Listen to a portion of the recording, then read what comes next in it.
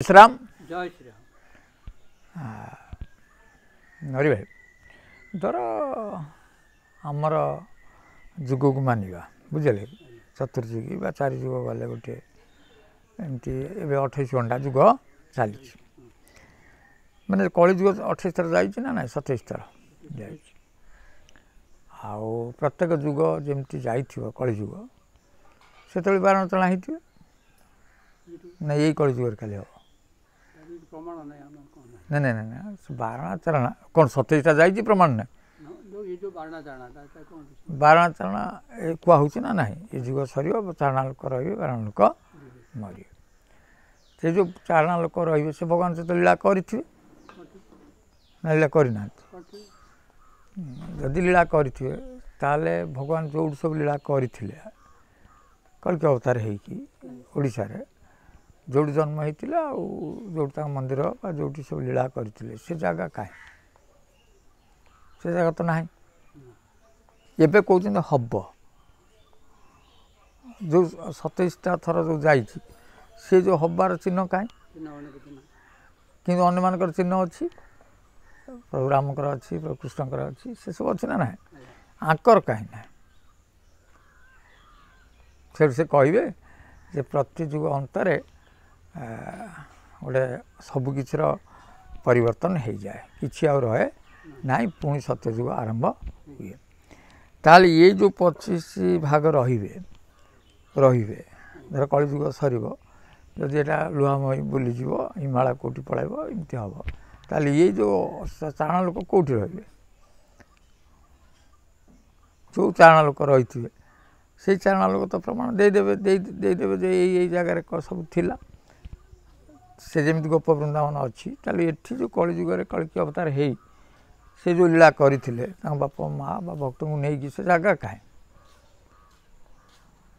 दी प्रकार बुझेली जदि समस्ते मरीजे ताहले गोटे सरीगला फिर गोटे मई बुलीगला पुणी सत्यजुग आरंभ है ठीक फिर वेद लेखाला फिर हम जदि ये कह ना 12 चारणा हेबे 12 चारणा हेबे तेमन चारणा लोक रे चारण लोक जब रे ठाकुर लीला भूमि तो रही कहीं से कहीं यहाँ तो जाना कथा जे 12 है ये बाट चारणा हूँ यहाँ तेणु समस्ते से चारणा वाला रहती आ 12 वाला जाती अर्थात जीव रूप में कंठपंथ समस्त मृत्यु हुए आई मैंने उद्यान बायु को लेकिन से स्वर्ग को जातु पितृलोक को जातु से से लोक रहीपर है कि से रहीपर या जो भेदी कथा बुझी है कि आपको 12 चारणा कहती एवं से पुणी से पुनरार्चना जे ठाकुर माधव ना आसवे सामके दामके आगे प्रथम बुझुना आगुरी एमती घटना घटी कि 27 घंटा जुग भितर एमती घटी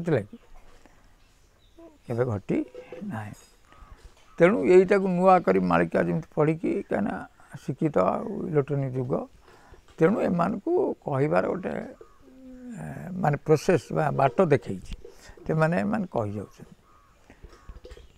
तुम कह ना ना अचंत कम भूल करदे सब लिखाई अमके जार विरजा पूर्व भाग से फिर देख काली कहते मिश्र घर कौट लिखाए अनंत पंडा लिखाई विष्णु दशा है विष्णु शर्मा है बुझे किंतु मिश्र फिश्र घर कौटी लिखा जाए ये ताको मिश्र भी माने कहते माने निजक शोईकी कहते तृतीय कथा हूँ जो जुगानुवाद देख ठाकुर राम ठाकुर प्रभु जन्म हेले तो माँ को शंखचक्र गदा पद्म देखेले आ जन्म कह किए सारा अयोध्या बा पृथ्वीवासी एकत्रित हो गले किए जन्म है जीशु जन्म हेले एमती गोटे देले समस्ते जे ठाकुर आस अब्राह्म परमहंस भी संकेत देकी चैतन्य महाप्रभु भी संकेत देकी अचन भी संकेत देकी आई एमाने तो महापुरुष रूप आसिकी भगवान हो से भी भगवान हो से माने भगवान एक ना ना कलिजुगर से भी आस तेणु तांकर भी स्मृति अच्छी ये जो कथा भी रहिबो किंतु ये जो निछाट भाव कहते जे भगवान जन्म हे जगन्नाथ जन्म हे कहीं जगन्नाथ जन्म हेले से भाया आवश्यक बेल आउ जन्म है माने सारा पृथ्वी भितर गोटे ब्रह्मर उदय हो माने समस्त भितर शिहरण खेल अति कम बाप माँ ही शंखचक्र गदा पद्म बा विराट रूप को देखी थे। एटा कृष्ण बेले भी होता प्रभु राम बेले कृष्ण भी से शंखचक्र गदा पद्म देखी जन्म तेणु एमाने तृतीय कथा पर देखिले जे ठाकुर कही जे मु तीन थर जन्म नेबी तेणु तीन थर तो जन्म सरी कृष्ण सहित कृष्ण शेष जन्म कलिजुगे से जन्म लिखि ना तेणु कलिजुगे मु कल्कि रूप पूजा पाइबी एटा लिखाई बड़ बड़ कल्कि रूप पूजा पाँच जगन्नाथ है ना तांको पाखरे एति भक्त लीला करेंगे से भक्त लीला कर सेवकारी से तो अच्छा अर्थात कलिजुगर लीला से जगार ही करा ना ना ये कहते ना ना सी लीला नुह माने आउ गोटे लीला कौटी हम नहीं ना लीला पुरुष से लीला करती सेवकारी भर सेवा पाँच एति भक्त भीतर से लीला कर भक्त कांदुंट कुंडुंट हो नहीं से फेर कौन करेंगे कथा से रक्षा करूना फिर केमती आमर बात्या पर लाइट पड़ा सारा आमको विपद उद्धार कले ना ना करती सेमती अच्छा सी एम गोटा रही धारणा जे एमती गोटे कौ ठाकुर जन्म हे आमती एमती कथा हम सहित कीर्तन करके बुलिए कि जो जहाँ हम भक्त वर्ष भगवान खाइबे एमती जो गोटे भाव में करुँच ठीक अच्छे ये तार 27 घंटा जुगर गोटे कलिजुगर होसे कहीं कह ना ना सी कौन रे चिन्ह भिन्न रही से चिन्ह भिन्न रही ये जो चाणा लोक केमती रही कथा तो तेणु गोटे बुझिले हम तत्व दृष्टि ज्ञानी लोक सब बुझिले हम एमती करी कौन हम सी कर मु ठाकुर ये मु ठाकुर एमती है कि सारा ओडिशा गोटे चल पकेबे सी भी पुले कह ये ठाकुर ये कह ये ठाकुर फेर कटाबाड़ी करी किए कड़े पड़े कथाटा बुझी यही भाव में कथा हो थरे कर्म कर्मफल जदि देखा जे लोक कर्मफल पर बहुत विश्वास करे कर्मफल को नहीं कौन करी मो कर्म तो या अच्छी मो भाग्य तो या अच्छी मो भाग्य अच्छी कर्मफल तो या भोगुची ये जो लोक कहे सी कई कर्मफल देखी ना ये देखा लोक किए ना जो मैंने सब कहते सी निज निज कर्मफल जानी ना आम आम पटे गोटे विज्ञ लोक जे कि सी सब कथा कही दिए माने पंजीकार किंतु तार गोटे 22 वर्ष पुओ मला से कौन जान नाला तार तो कर्मफल जानी दरकार सेमती गोटे लोक से सबू दिने घरे बसला घरे झगड़ा स्त्री भाई पुओ सहित झगड़ा काम कर सबुदिन रागी झगड़ा घर भंगा भंगी है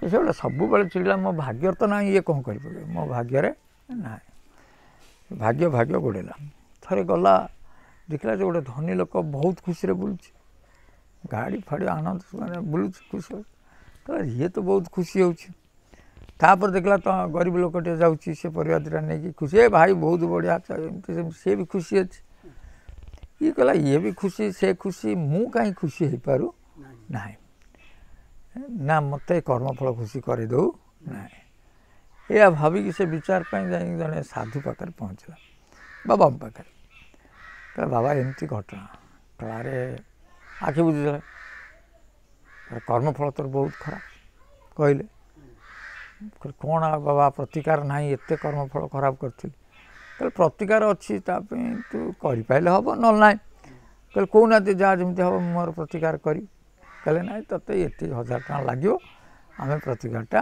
कर सी विश्वास करगला यह भी सत्य बाबा कहले तापर आसिक से घरे लुचिकी जहाँ धन संपत्ति थिला जो सुनार पाकि जहाँ थिला ताकू नहीं बिकिकी बाबा को देदेला बाबा कहले जा ये कर्म मुझे करी यज्ञ हम विभिन्न कथा सब करा तो कर्मफल बढ़ ଯେତେବେଳେ ଇଏ ତ କର୍ମଫଳ ବଦଳେ ଆମେ ବହିଛି କେଉଁଦିନ ମୋ କର୍ମଫଳ ବଦଳିବ। ତାପରେ ସିଏ ଦେଖିଲା ଯେ ଘର ଆହୁରି ଖୋଜାଖୋଜି ହେଲା, ଆରେ ନୋଟା ନାହିଁ, ଚେନ୍ ନାହିଁ, ଇଏ ଗଲା କୁଆଡ଼େ, ଏ ବାଡ଼ା ପିଟି ହେଇକି ଘର ଆହୁରି ଖରାପ ହେଲା। ମାନେ ଯେତିକି ଖରାପ ଥିଲା ଇଏ ବହୁ ପରିମାଣରେ ଖରାପ ହେଲା। ଇଏ କହିଲା କ'ଣ ବାବା ମୋତେ ମିଛ କହିବେ, ସେ ମୋ ପାଇଁ କରିଥିବେ ଏଇ ଯେଉଁ ସବୁ ଯାହା ସବୁ ଅଛି, ସେ କାହିଁ ମୋ କର୍ମଫଳ ବଦଳିଲାନି। ମୁଁ ଯାଇ ବାବାଙ୍କୁ ପଚାରେ, ସେଠି ଯାଇ ପଚାରିବାକୁ ବାବା ତାଙ୍କର ଆଉ ସେଠି ନାହାନ୍ତି, ବାବା ତାଙ୍କର ପଳେଇଲେ। କାନ୍ଦିଲା, କହିଲା କ'ଣ ବାବା ଗୁଡ଼ା ଏମିତି ଯେ କର୍ମଫଳ ବଦଳି ଦେବେ, ଯଦିଓ କର୍ମଫଳ ଆସିଥାଏ ବଦଳେଇବେ ବାବା କଥା। ସେଠୁ ମୁଣ୍ଡ ବାଡ଼େଇକି କାନ୍ଦିଲା, ମୁଣ୍ଡ ବାଡ଼େଇ କାନ୍ଦିକି ବହୁତ ବିକଳ କାନ୍ଦିଲା। ଧନଟା ହରେଇଲା, ଯେତିକି କର୍ମଫଳ ପାଉନଥିଲା ତାଠୁ ଅଧିକା ପାଇଲା। ତାପରେ କାନ୍ଦିକି ଫେରୁଥିଲା ବେଳେ ପ୍ରକୃତ ଜଣେ ସାଧୁ ଦେଖାହେଲେ। କହିଲେ ବାପା ତୁ କ'ଣ ଏମିତି କାନ୍ଦୁଛୁ? ନା ବାବା ସବୁ ଏଇଆ। କହିଲା ଆରେ ବାପା ତୁ ଯେଉଁ ବାବା ତୋତେ କହିଲା କର୍ମଫଳ ଅଛି, ତା ପଚାରୁନୁ କି କର୍ମଫଳ? ତା ପଚାରିବୁ ତ ମୁଁ କି କର୍ମଫଳ କରିଥିଲି, କି କର୍ମଫଳ କରିଥିଲି, ସେ ତ କହିଦେବ କର୍ମଫଳ। ତତେ ତ କହିଥିବ ତୁ କେଉଁ କର୍ମଫଳ କର୍ମ କରୁଥିଲୁ ତା ଫଳ ପାଇଲୁ। କହିଲେ ନା ବାବା ସେ କଥା ବି କହିନି। ଆଉ କହିଲା ସେ କଥା କହିନି, ଟଙ୍କା ମାଗିଲା ଦେଇଦେଲୁ। କହିଲା ମୋତେ କହ, ତମ ଗାଁରେ ଆଜି ଯିଏ ମୂଲ ଲାଗିବା ପାଇଁ ଗଲେ ତା କର୍ମଫଳ ପାଇଛନ୍ତି ନା ନାହିଁ? ପାଇଛନ୍ତି ନା ନାହିଁ? ତମେ ଯିଏ ବିଲରେ ଚାଷ କରିଥିଲ, ପୋଟଳ ଲାଗୁଥିବ, ତା ଫଳ ପାଇଛି କି ନାହିଁ? ପାଇଛି। ସ୍କୁଲ ଟିଚର ମାନେ ପାଠ ପଢ଼ାଉଛନ୍ତି, ତା କର୍ମଫଳ ପାଉଛନ୍ତି ନା ନାହିଁ? ଲେକ୍ଚର ପାଉଛନ୍ତି ନା ନାହିଁ? ଯେତେକ ଚାକିରି କରୁଛନ୍ତି ପାଇଛନ୍ତି ନା ନାହିଁ? ଯିଏ ଭଲ ପଢ଼ୁଛି ସେ ଭଲ ଫଳ ପାଉଛି ନା ନାହିଁ? ଆଉ କ'ଣ ତୋର କ'ଣ ସିଆଡ଼େ ରହିଗଲା? ଏଠି ତ ଏମିତି କର୍ମ କରିବ ଫଳ ପାଇବ, ଆଉ କର୍ମ ନ କଲେ ଫଳ ନାହିଁ। ତୋତେ କିଏ ଶିଖେଇଦେଲା ଏଇ ତ କର୍ମଫଳ ପାଇଁ ବହିଛୁ? ଆରେ ତୁ ବିଚାର କରିସି କେଉଁ କର୍ମଫଳଟା ରହିଯାଉଛି ଯେ ତୋତେ ଭଗବାନ ଦେଲେନି, ସେଇଟା କର୍ମଫଳ ରଖିକି ଆର ଜନ୍ମକୁ ତୁ ମୁଣ୍ଡେଇବୁ। ଏଇଟା ମୋତେ ବୁଝଉନୁ କେଉଁ କର୍ମଫଳଟା ସେଇଟା? ପୁଣ୍ୟ କଲେ ପୁଣ୍ୟ ଫଳ ଆସିଯାଉଛି, ପାପ କଲେ ପାପ ଫଳ ଆସୁଛି। କେଉଁଠିକି ହେଉନି କହୁନା? ତମେ ଲୋକଙ୍କୁ ମାରିଲେ ଲୋକ ତ ମାରିଦେବେ, ତମେ ଲୋକଙ୍କୁ ପ୍ରଣାମ କଲେ ଲୋକ ପ୍ରଣାମ କରିବେ। ଏଇଟା ତ ଘଟୁଛି ନା ନାହିଁ?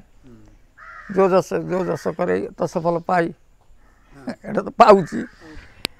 ଆଉ ଫେର କ'ଣ ତୁ କହୁଛୁ କର୍ମଫଳ କ'ଣ ତୋର ରହିଗଲା?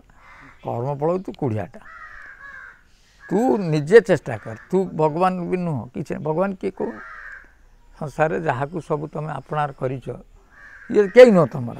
ଏମାନେ ଦେଖ ଥରେ ଥରେ ଦେଖୁନ, ଯଦି ତମେ ଘରେ କିଛି ପଇସା ନ ଦେବ, ପୁଅ ବି ତମକୁ କହିବ ନାହିଁ, ସ୍ତ୍ରୀ ବି ନାହିଁ, ସବୁ କହିବେ। ଆମେ ଯେତେ ଏକଲାପଣଟାକୁ ସମସ୍ତେ ଯେତେବେଳେ ନା ନା କହିବେ ଏଇଟା ନୁହଁ ଏଇଟା, ତମର ଏକଲାପଣଟା ଆସିବ, ନିଜକୁ ଏକ ଭାବିବ। ସେତେବେଳେ ନିଜକୁ ଯେତେବେଳେ ଏକ ଭାବିବ, ସେତେବେଳେ ଭଗବାନ ଖୋଜିବା କଥା ଯେ ଇଏ କିଏ ମୋ ସହିତ ସବୁଦିନ ରହିବ। କିନ୍ତୁ ଲୋକର ପ୍ରକୃତି ଫେର କେଉଁ ଟଙ୍କା ଯୋଗାଡ଼ କରି ନେଇ ଘରେ ଦେଇକି ଗୁଞ୍ଜି ହେବ, ଫେର 8 ଦିନ ଗଲେ ଫେର ଝଗଡ଼ା। ମଣିଷ କେବେ ଖୋଜିବ ନାହିଁ। ତେଣୁ ସେ କହିଲେ ବାପା ମୁଁ ଏକଥା ବି କହୁନି ଭଗବାନ କେଉଁଠି ଖୋଜ ନାହିଁ, କିନ୍ତୁ ତୁ କିଏ କହ ନା? ଯେଉଁ ମୁଁ କହୁଛୁ ସେ ମୁଁ ହେଉଛି ଭଗବାନ। କର ଭଗବାନ, ତୁ ତୋ ପାଖରେ ମୁଁ ଅଛି ନା ନାହିଁ? ଏକଲା କେମିତି ହେଇଗଲୁ? ତୋ ପାଖରେ ଯେଉଁ ମୁଁ ଅଛି, ତୁ ଏକଲା କେମିତି ହେଲୁ? ସେ ମୁଣ୍ଡ ତୋ ସାଙ୍ଗରେ ଅଛି, ତାହେଲେ କର। ମୁଁ ଏଇଆ କରିବି, ମୁଁ ଏଇଆ କରିବି, ମୁଁ ଏଇଆ କରିବି, ମୁଁ ଧ୍ୟାନ ଦେବି, ମୁଁ ଠାକୁର, ମୁଁ ଅଛି ତୁମ ପାଖରେ ନା ନାହିଁ? ଆଉ ତୁମେ କାହାକୁ ଖୋଜୁଛ? ମୁଁଟା ନାହିଁ, କାହା ପାଖରେ ମୁଁ ରହିବନି କି ଶେଷ ପର୍ଯ୍ୟନ୍ତ? ଆଉ ତାହେଲେ ସେ ମୁଁ ଠାକୁର ଭାବୁନ?